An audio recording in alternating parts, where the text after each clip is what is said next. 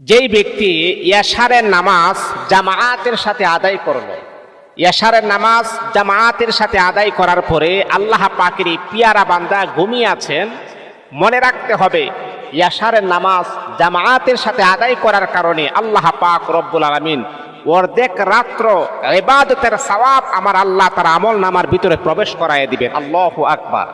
আপনি ঘুমিয়ে আছেন কিন্তু অর্ধেক রাত্র ইবাদতের সওয়াব আপনার আমল নামার ভিতরে যাচ্ছেন।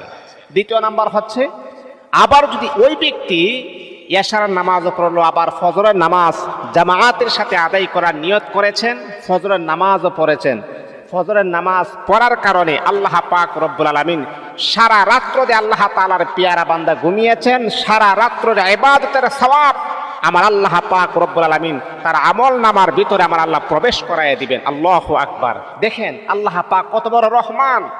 আমি আপনি ঘুমিয়ে আছি,